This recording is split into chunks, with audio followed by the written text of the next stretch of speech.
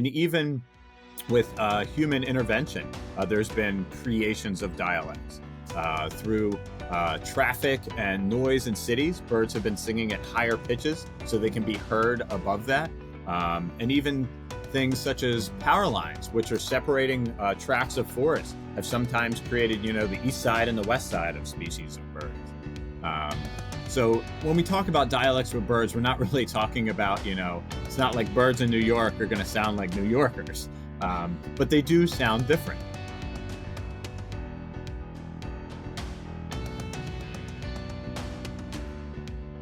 Hello and welcome to the Dragon Tree Podcast, the show where we talk to great communicators about how they do what they do. I'm your host, Chris Hobson, and today we're talking with Gene Groshon. Gene is a naturalist with the Natural Resources Division of the Calvert County Government Department of Parks and Recreation in Maryland. Within that role, he helps administer the M.A.P.S program, which we'll be talking about a lot today. It's a continent-wide bird banding effort organized by the Institute for Bird Populations. Gene and his team not only tag and track birds in southern Maryland, but they also educate the public on the importance of birds in the global ecosystem. Gene is a bird enthusiast and a terrific communicator when it comes to really conveying the importance of tracking migratory patterns of birds. So, Gene, I really want to welcome you to the show. It's such a pleasure talking to you today. Thanks for having me. Absolutely. Well, in the interest of full disclosure, I want to mention that I joined Gene and his team for a bird banding expedition this past summer, actually. And I was just really fascinated, Gene, by your encyclopedic knowledge of bird species and also your enthusiasm for a creature I think a lot of us take for granted. So with that, we'll talk about, like I said, we'll talk about the M.A.P.S program in a minute. But Gene, can you please start by telling us about A, what is birding, and B, how did you get into birding in the first place? Birding can be a lot for a lot of different people. It could be something from as simple as just noticing birds in your garden or at your bird feeder and enjoying them. Other people take it to the other extreme where they're making lists for each specific county, each state they visit. Or you could be somebody that wakes up at 4 a.m. to wake up and go run a bird banding station before sunrise. So there's a lot of different aspects to it. And technology has really brought a lot of more people into it. I'm still old school and have my paper checklists I record, but I still record stuff on eBird as well, which is an app that helps upload data to a global network. And then also with the creation of Merlin, which is an app that helps ID birds by sound. It's really amazing, the technology. It's not perfect yet, but it's really neat. I think it's making it a lot more accessible for folks all around. And Merlin that's the app that's created by Cornell University, I believe, right? Correct. Yeah. The same people that created eBird as well. Okay. Right. Yeah. And I've used that app. It's tremendous. I definitely recommend it to anyone who's even a passing interest in birding. Well, I guess you've talked a little, so kind of what drew you to it in the first place? And I guess to build on that, what drew you to teaching other people about birds? Mm-hmm. So really, it's funny. When I look back at it, I never realized it when I was a kid, but I loved flight. I loved going to the airport and watching planes. I loved making paper airplanes. And I think that superpower of flight was just amazing. And then just through many years of playing outside and several jobs later, I kind of took the scenic route and ended up in this position. And it's really amazing, the different feats that birds have. You've got a hummingbird that can weigh, as much as 4 paper clips, yet fly all the way to South America. You've got peregrine falcons that can fly up to 200 miles an hour. There's penguins that can dive, 1,800 feet underwater. Well, I also am interested in your work with Calvert County, Maryland, Gene, and the M.A.P.S program specifically, like we talked about off the top. So M.A.P.S stands for monitoring, if I have this correct, monitoring avian productivity and survivorship, correct? Correct. Yeah. So, like I was saying, I went on the bird banding expedition with you and your team, and I can safely say it's definitely like nothing like I've ever done before. So I was wondering if you could give us a little background of this program, basically like how long it's been around, how long Calvert County in particular has been participating. And I know we went to a certain specific location. I wasn't clear on if there were multiple locations or if that's the main hub there. It's just, give us a picture there. Yeah. So the M.A.P.S project essentially started by Institute of Bird Populations began in 1989. And I believe today there's over 1,200 stations across the country. And I believe almost in every province in Canada as well. It's a really neat project looking to assess, local bird populations to see if there's any noticeable declines or other population trends to help promote management for certain species. We started in Calvert in 2014, and we've been doing it almost every year since. We first started actually at Flag Ponds Park, and we ran there for about 3 years, and we weren't really getting the captures we were expecting. Our capture rates and numbers of birds we caught were very low compared to the ones we were seeing, so we think it was maybe just that the nets were set up along the trail and not in ideal locations. And then we went to Ward Farm Recreation and Nature Park, which is in the north end of the county, from 2017 to 2023. And that was a really great park to run at. We had the nets out in the habitat off main trails, but we started having some flooding issues there where we couldn't access some nets. Some of the nets were getting dangerous because they had water underneath, and we were having to move nets. And every time we have to move a net with that project, it's essentially resetting the data because then you can't compare that net to previous nets if you took this net away. And so now, actually, the year you came, 24, was the first year we've run it at the Gatewood Preserve in Prince Frederick. Oh, okay. So we do just run one station, but it's kind of moved around. Ideally, we'd like to stay at this location for at least 10 years to get a nice data set to really look at the data trends closely. Yeah, and you mentioned data, and we'll talk about that in a minute. But for those who might be watching now, who've watched previous episodes of this podcast, they'll know that I'm really interested in data as well and data analysis. So we'll come to that in a minute. And something I should say, for anyone interested in going to the current location, and again, we'll talk about this, but was the different topography just available that little circle, because you do it, you've got all the nets set up in a circle, pretty wide circle, but just the varying topography of that location was really interesting, and the variety of birds you were able to catch. So how did you personally get involved in the program? You've given us a good idea of the history of the program, but you kind of said you took the scenic route. So how did you end up, growing up with an interest in birds to coming to this specific program? I originally went to Salisbury University and majored in physics and engineering. I wanted to design cars. And then I realized the math was very difficult. They started taking out all the numbers. And I found some other courses in outdoor education. And I had always loved the outdoors as a kid, camping, fishing, hunting, and just, playing outside. And I learned that, there were a lot of career paths available in that field. So I ended up changing my major and still graduated on time, and ended up getting a park ranger job here at Flag Ponds. And then upgraded to a naturalist position, which is the position I've been in for the past 12 years now. And in 2014, a volunteer came into one of our parks and wanted to run a M.A.P.S station. And they offered any of our staff, we were welcome to come out and see it.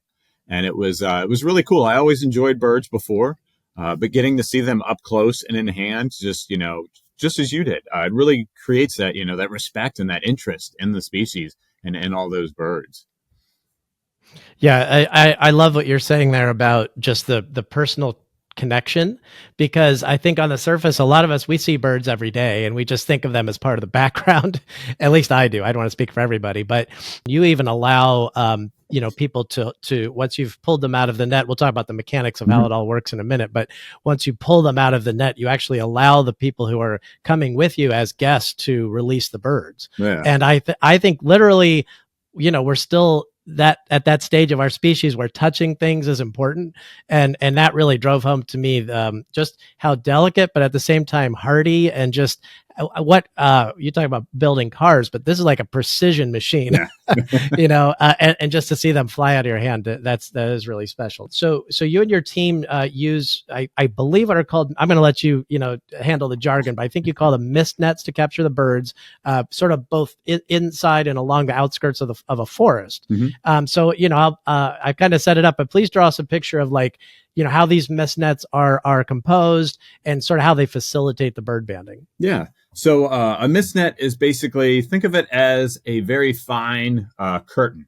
And I've got a picture here so you guys can see it a little bit better. Right. So each this is the net. Think of it as almost like a hairnet, very fine nylon material. And it's about 40 feet long by about 8 feet high. And it has these individual decks. And the way these actually sit are actually more like little hammocks or pockets. So as a bird's flying along, it would hit that pocket or that net and fall into the pocket and then get captured. So we have these nets set up at various habitats throughout our little park. It's about a half-mile loop that we walk to check all the nets. We have some in the forest, some in the meadow. So that way we're getting a good collection of all the birds that are available in that park from all the different habitats.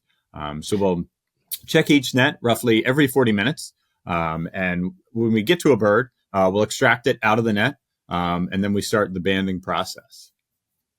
Yeah. And I just want to underscore for people that, the birds aren't hurt during any of this because the nets are, they call them mist nets because I feel like it's almost made out of mist. I'm sure that's not really the reason why they're called mist nets, but they're so fine. It's almost like they're kind of coming into a cloud and just sort of being stopped. Exactly. It seemed to me. Yeah. Yeah. So sometimes even when we've set up nets early in the morning and it's still dark out, we've even walked into them because the idea is we want the net to be almost as invisible as possible. Because we're putting them up just in areas that birds are likely to pass through. And we're not essentially luring the birds into the nets. We're trying to just capture them along their normal commutes. Exactly. Yeah. And they don't spend too much. I think you were alluding to that earlier. They don't spend a lot of time in there because you guys are very efficient. You take little breaks and then, but you're very upfront about that on the website. So we knew what to expect when we were there. So how standard is all this? I guess is my question. Do all the MAPS locations across the nation set up the exact same way? And, is it important to set up in different terrain like I talked about earlier? And I guess, if you could also kind of paint a picture of how far apart the nets are situated, just kind of how standardized is all of that? Yeah. So it's tough because always with science, we want to be as, consistent and standardized as possible. But obviously, my station in Calvert County is going to be very different than there's some of the stations out in the Sierra Nevada mountains. And the terrain is going to be very different. So essentially with our MAPS nets, we want to make sure they're spaced out evenly so they can cover the whole habitat and area that we're trying to band in while not getting too inaccessible. We want to make sure that we can do that loop in about 40 minutes because we don't want any birds to sit in that net any longer than that. Now, if it's going to be a more steep and harder terrain to travel, their circle's probably going to be a little bit smaller, whereas ours was relatively flat ground. So we were able to span it out a little bit larger. Mm-hmm. And even within that sort of relative flat ground, you had topography like as varied as forest, and then you had clearings, and then at one point we were right next to a stream, and then so it kind of ran the gamut, I would say. And another thing I meant to say earlier is that I did it during the summer, and yes, it gets pretty hot in July, I think is when it was. But you all make a point of doing it very early in the morning. We want to make sure that we're doing it early in the morning because that's when birds are most active, but it's safer for them as well because then they're not sitting in a net, possibly in the sun or in the hot weather. And we also try to make sure we set up our nets not in the direct sunlight either, because that'll make the nets, more visible to the birds. But also it can create a hotter situation for a bird that may be staying in the net. Gotcha. All right. Very interesting. I'm learning so much today here. What are you hoping to accomplish, I guess, big picture wise, with the MAPS program in general, but also like the education part of it because I know you said, you have school programs who come through, for instance, and help you with bird banding. So, what are you hoping to accomplish, I guess, both on the data collection level and also the education level with the MAPS program? Yeah, so we really want to find if there's any populations of birds that are decreasing in our parks, and ways we can, adjust habitat and, promote conservation for those species, or maybe some species are thriving in our area and we can duplicate some of those habitats or management styles at other parks. So that's a lot of where the data is coming from. It's also going all back to the Institute of Bird Populations and the Bird Banding Lab, which allows any other researcher that's studying birds can get access to my data and a wealth of other data to use for almost any project that they may be studying. And then by bringing in the public and school groups, I just want to help, plant that seed. A lot of people think, outdoors, it's forestry. It's more about trees, or you're working in a park and you're, letting in guests. But I want others to know, there's a lot of fun in the research. And Right. who knows what this connection could make with somebody else. And, it draws them and the birds just like I was drawn in. So I just want to, present those opportunities and help others get excited about it as I am. Migration timing has been a hot topic lately, especially with climate change. And I think they are noticing birds are, starting to move later. And maybe they're not migrating as far because, it makes sense. Why fly, 2,000 miles when I could fly 1,000 miles and get to roughly the same conditions? So it's really interesting how, things are shaping up and changing with all of that with birds, especially with the timing. Gene, I thought that it would be a good idea to, it's one thing to talk about the bird banding and visit a website, but I thought even more helpful might be to provide some visual aids. So can we delve into that now? And can you show us some of the visual aids you brought? So this is almost a standard bird band. This is a rather big one, as you can see, compared to my finger size. This would be more for like red-tailed hawks. And each bird band has a 9-digit number wrapped around the edge. So think of it as a social security number or as like a license plate for a car. If that bird is ever captured again, this number is going to allow us to look up all of that data and know exactly who that bird is.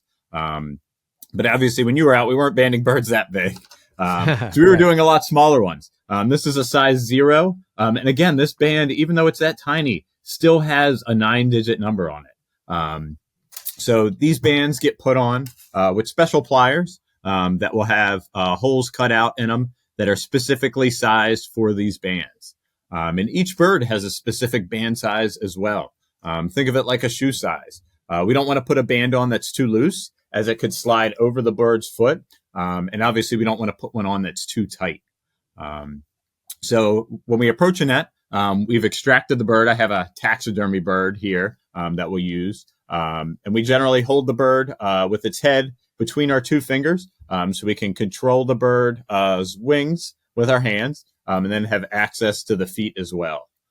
This one's a little stiff because it's a little dried, so it's not as cooperative. But as you saw, too, while we're doing this, the birds aren't as calm as this either. They're usually either trying to bite us or trying to escape because some giant has suddenly abducted them and is holding them. So we would load the band, pre-open it in the pliers, and then we would apply it onto the bird's leg. So it would essentially go just right here. We would support the bird's leg and essentially apply the band like that. Normally my fingers would be here, but that kind of blocks the visual. Then once the bird gets fitted with its band, then we've got to collect our data. We want to be able to tell if it's a male or a female. Sometimes we can do that by plumage. So with this one, we can tell this is a immature male red-winged blackbird. Sometimes we can't tell by plumage, and we have to look a little deeper. So you'll see banders blowing onto the birds, essentially trying to part the feathers to look at the skin. We can look at the reproductive organs, which will be swollen during the breeding season. So we may see that on the male. And on the females, we'll see what's called a brood patch, whereas the chest of the bird all down in here would be all naked of feathers, so it can provide a nice warm skin to contact those eggs. But of course, birds can be tricky. Not all females will get a brood patch, and not all some males will also get a brood patch to help with incubation. So each one of those little techniques aren't always reliable for the same species. Right. After we've determined the sex, we'll also check for fat, where we'll blow at the neck of the bird, looking to see if there's any fat down in there. Generally, we don't see much in the breeding season. That's more going to be in the fall when they're migrating because it's their fuel for those long journeys. Then as we're going through, we're going to take some measurements on the wings, and we use a what's called a wing chord ruler, because when we're measuring with a wing, it's actually an arc, not a flat surface. So we want to measure the chord, which is a straight line between 2 points in a circle. So we would take that, measure the bird's wing, a little tough to show you guys here, get that measurement. And then we'll also take a look at the bird's flight feathers, which is hard to stretch out on this old dried bird. But for that, we're looking for the age of the bird. Birds lose their feathers through molt and replace them. Most smaller songbirds may replace all of their feathers in a year. Some of them, it may take a few years, so they may retain some older feathers. And so we're looking for those slightly faded older feathers to try and say if this is an after hatch year bird, or maybe it's a second year bird. So a lot of times with birds, we can't age them exactly as we can with you and I. So after hatch year is a very common term. We know that as an adult bird, and it is after its year of hatching. It could be 1 year old. It could be 10 years old. So it's unfortunately very general, and we can't get too specific with some species. So after we've collected all of that data, then we'll place the bird in a cloth bag. Surprisingly easier to do with a live bird than a stuffed bird. Oh. And then we do this because it's a nice dark area for them. It keeps them contained and safe. And then we'll use our spring scale to, we have the bags pre-tared. Most of the bags are about 10 grams. And then this way we can get an easy weight. Obviously, this bird is really easy. Normally when we're doing it, the bird is sometimes flying about or trying to escape. So we kind of have to take a rough average. And then after that, we'll pull the bird out of the net or out of the bag and let it go. The whole process, can take maybe from extraction to release, maybe 2 minutes sometimes. Depends on how feisty the bird is. Mm.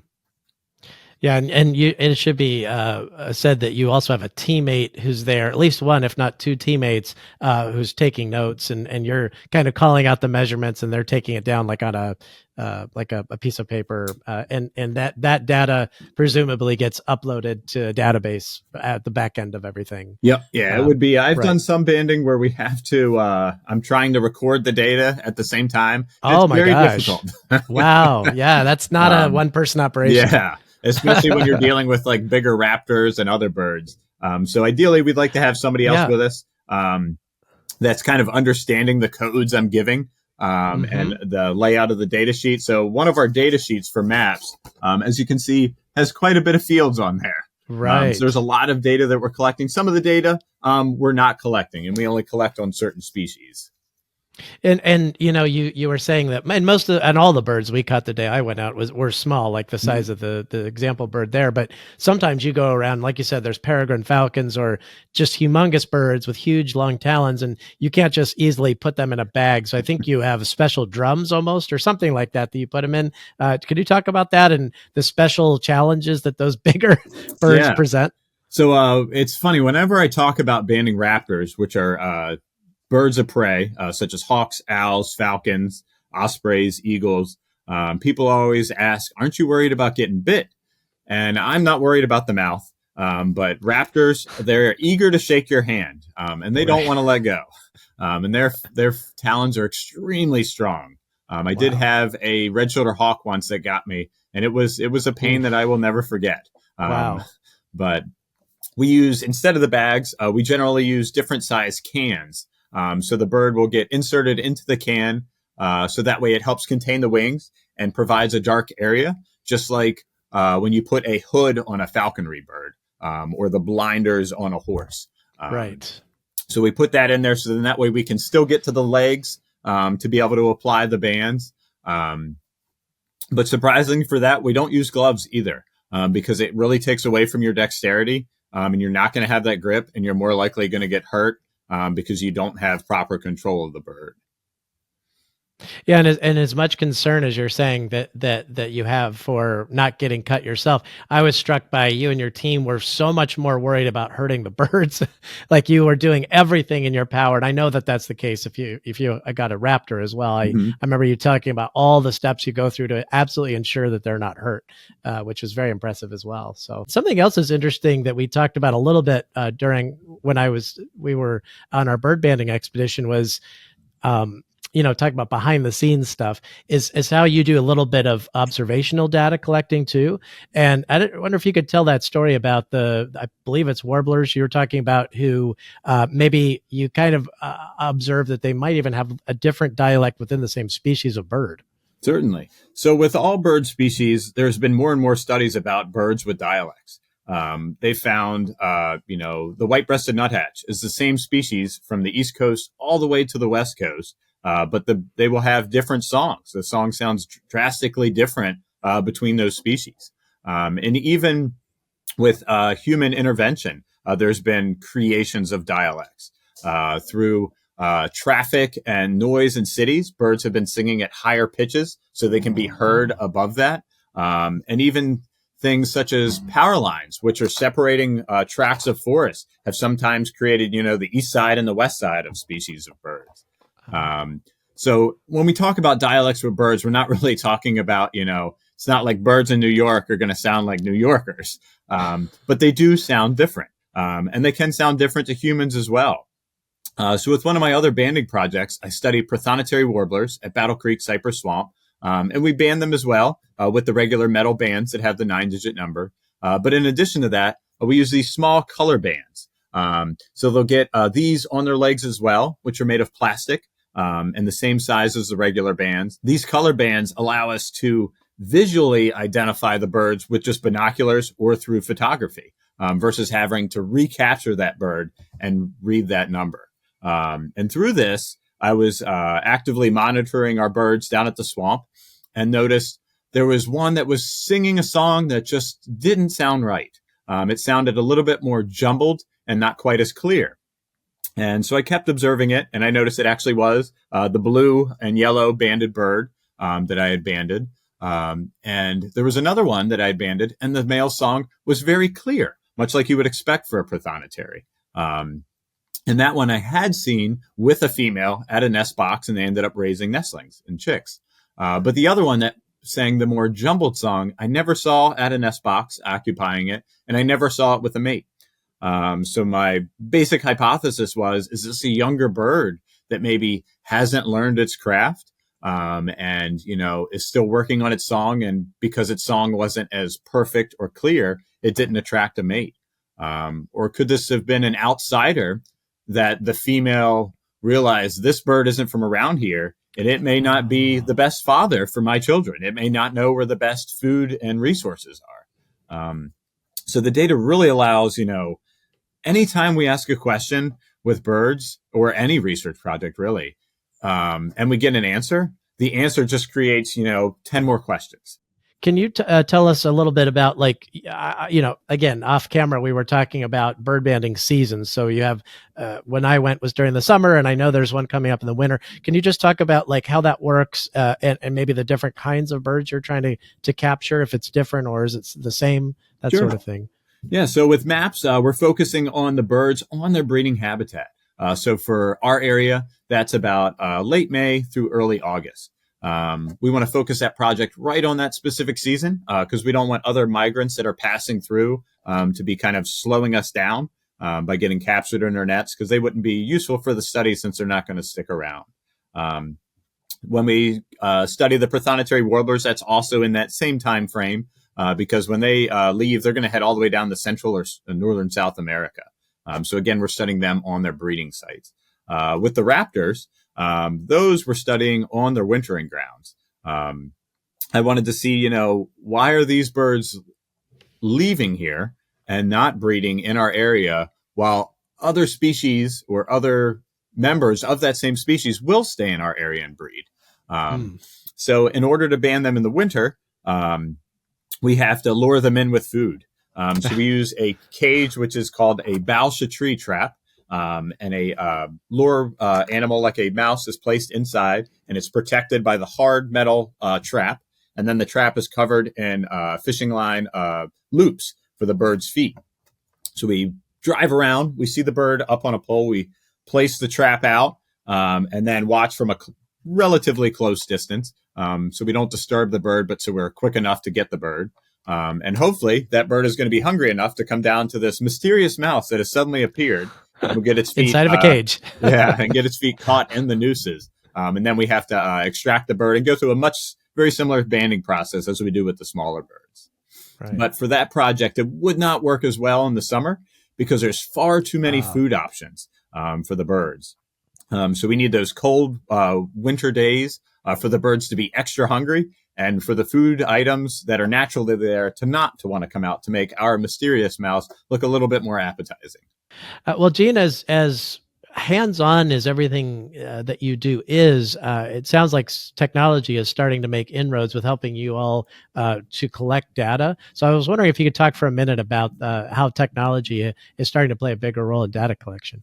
So in addition to banding, you can also use electronic transmitters to record even more data. Those transmitters could record temperature, length of day to estimate location, or the more high-tech and expensive transmitters can include GPS data and movement data, the speed of the bird. They can be powered by batteries and cell phones, and the transmitters have a lot of different ways of getting the data to you. Some of them you need to be within the transmitter's close range to download the data. Others are very high tech, and it's essentially a cell phone. And when it's in cell phone range, it basically sends a text message or email to the researcher with that data. We're looking to use a little bit more of a basic transmitter that'll be a lot more lighter weight. It's important to remember with birds and bird banding, any transmitter that gets placed on the bird has to weigh less than 3% of the bird's total body weight. So that's a very small window that we have to work with, especially when we're talking about a bird that may only weigh 20 grams. So we're looking towards using transmitters on the M.A.P.S network. Those are specific towers that are erected by researchers to detect animals with transmitters. They're always listening for these radio frequencies that each specific tag gives off its own specific frequency. We currently have one of those towers up at King's Landing Park, and we've actually collected data from about 80 birds so far, I believe, that have passed through our area. And we're able to see some of those tracks of just recently there was a American robin that migrated from Prince Edward Island up in Canada and passed through our area. So I think that's something that we really take for granted is, we generally see in our area American robins year round. So that is a resident bird in our mind. But really, we're kind of seeing a leapfrog. The birds we're seeing in the summer may be going further south. And the robin you saw in your yard this morning very well could have been from Prince Edward Island. So we'd love to use that technology, and I'd love to put some transmitters on prothonotary warblers to learn more about where they're overwintering. Because sometimes the problem that birds are facing may not be on their breeding grounds. It may be on their wintering grounds, or they may be facing some severe hardships during their migration. And being able to track that would provide us a wealth of data. We'd also like to use it on American kestrels as well, which are a small falcon species that their population is unfortunately drastically declining along the East Coast. And when you're thinking about a band and it getting recaptured, sometimes that recapture rate is maybe only 2% of the birds you band might actually get recaptured. So by using that transmitter, it's, increasing your chance of getting data by way more than using regular just bands. Interesting. Yeah, and just to draw a distinction there between bands and tags. So bands are, and you showed us earlier, they're like little bracelets that go around the legs of the bird, and then the tag is like, I believe you likened it to like just a teeny little backpack that goes on the back of a bird. Is that right? And it stays on for the rest of its life, basically. Correct. So the transmitters usually attach either with a small harness system, which can be out of different types of string or ribbon material. And they'll generally loop around the legs almost as like a fanny pack with a small antenna coming off it. Gotcha. And it doesn't, not only does it not inhibit the bird's flight, but it doesn't inhibit their interaction with other birds, presumably. It's just not big enough to probably be noticed, right? By other Correct. Yeah. birds, I So would think. Yeah. for our bird friend that we had out earlier, that transmitter would probably be about the size of a baked bean. It's Okay. pretty tiny. And then a very small hair-like transmitter. It's interesting you bring that up though, because there have been some studies that have noticed that birds that have been banded are sometimes more successful at breeding and at getting a mate. And it's almost been dubbed the bling effect, that the ladies are liking the males with the extra jewelry on them. Bird bling. Yeah. I think we just discovered a new line of work. Exactly. A little side hustle, creating bird bling. Yep. I love it. Yeah, Gene, are there any unique, you talked about the robin having flown from Canada down and you observed that. Are there any other kind of unique observations that you've made during the M.A.P.S program? Sure. So with when we were operating our M.A.P.S program at Ward Farm Recreation and Nature Park in 2017, we banded many cardinals. They're a very feisty species that really likes to bite at the tip of your fingers, and a very strong bill that likes to crack seeds open. So they're very memorable. Unfortunately, I don't remember that specific bird very well, but we did recapture it again in 2023, which was really amazing because we banded it as an adult in 2017. So that shows that bird was at least 7 years old. So I think that's something else we take for granted, since the birds all look the same, we don't get to recognize, that might be the same bird that's been coming to our feeder for 7 years in a row.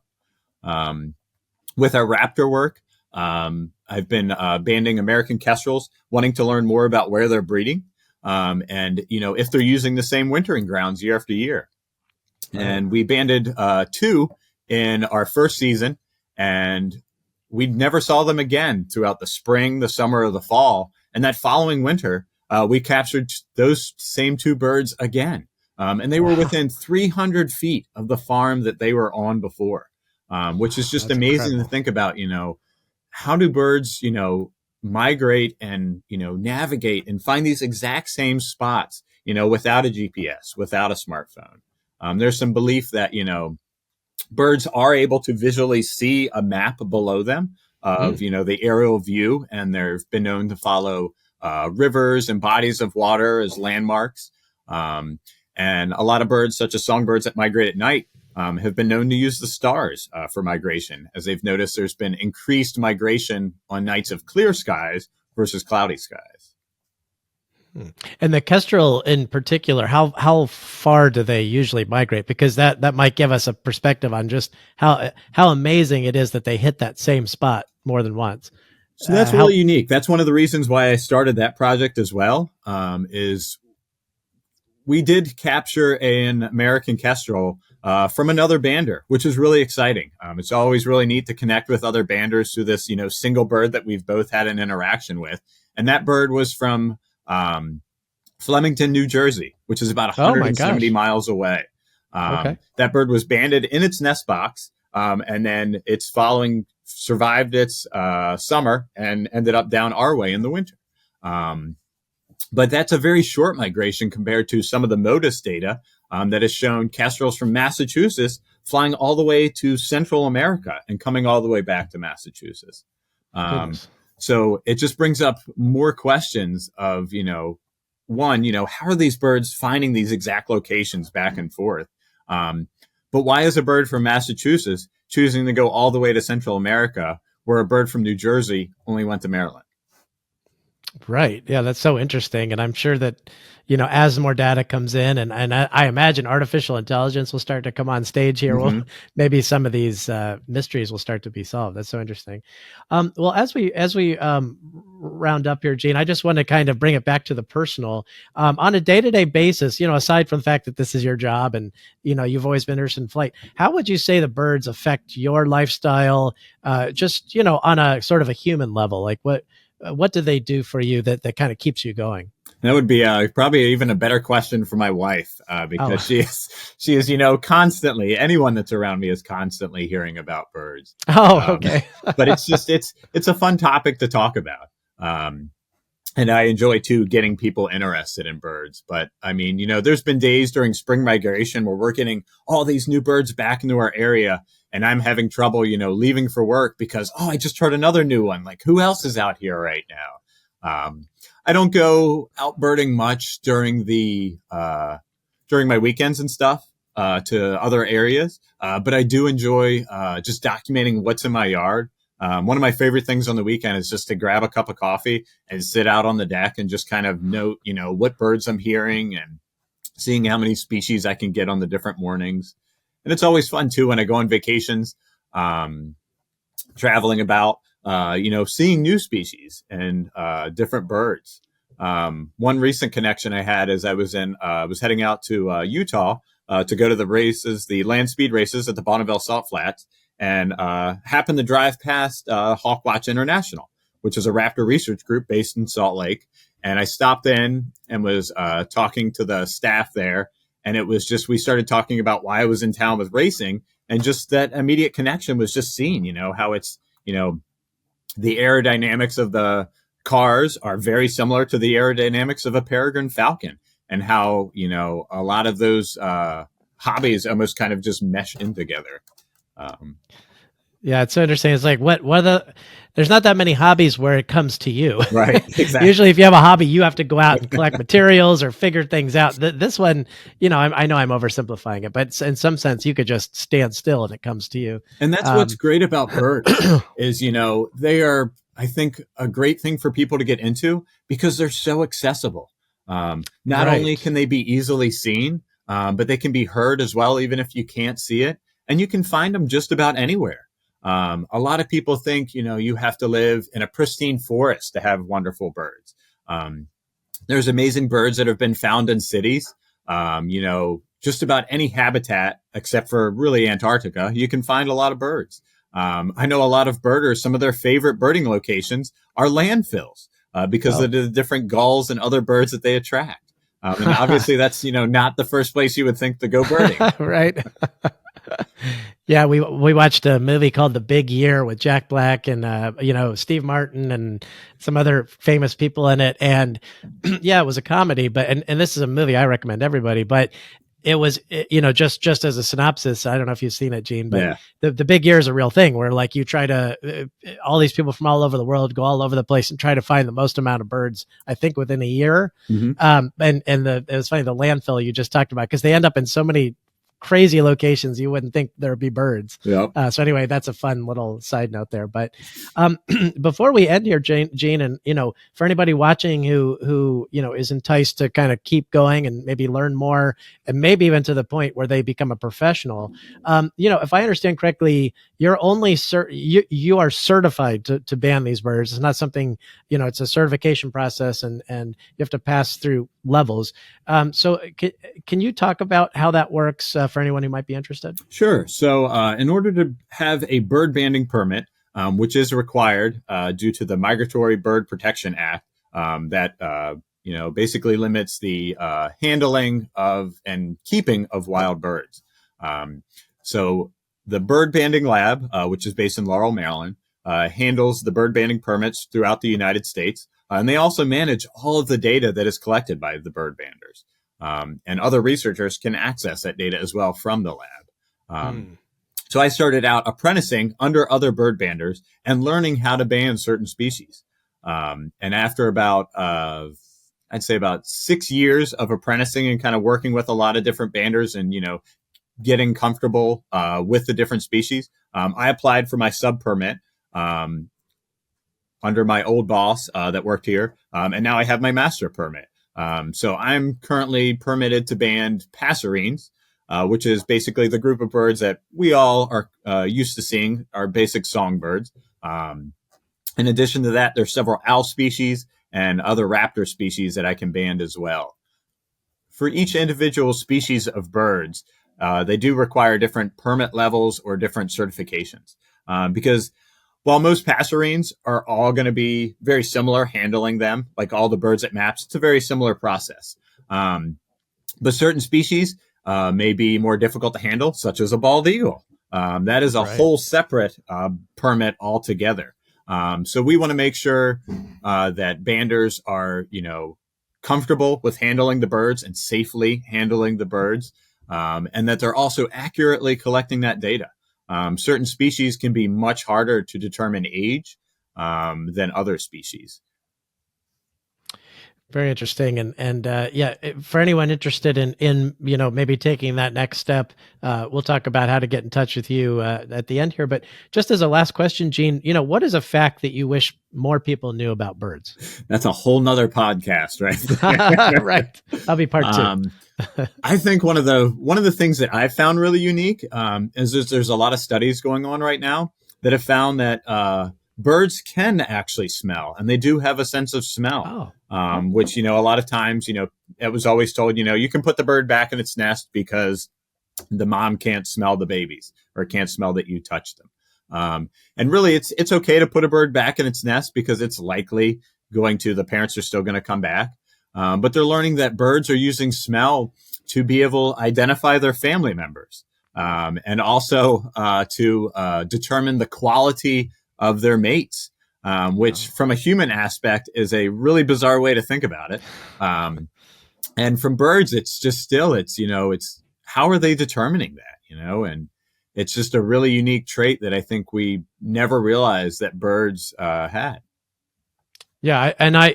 I was always told growing up, if there was like maybe a baby bunny or something that got lost or some other animal, don't touch it because the mother they'll only smell your smell on it. But it never occurred to me that birds would do that. Right. So that's a very interesting fact. Well, Gene, thank you so much for your time today. And like I said, if anyone wants to get in touch with you to continue the conversation, what's the best place to get a hold of you? So we'll put it, I'll give it to you for the show notes as well. But it would be my email at gene.groshon@calvertcountymd.gov. All of our programs can be found at calvertparks.org. And our volunteer projects, if you want to help me out with some of these projects, would be calvertstewards@galaxydigital.com. And I highly encourage everyone to go out and if you have any even passing interest in birds, join Gene and his team for one of these outings. You won't regret it. So thank you so much, Gene. Have a great day. Thanks for having me.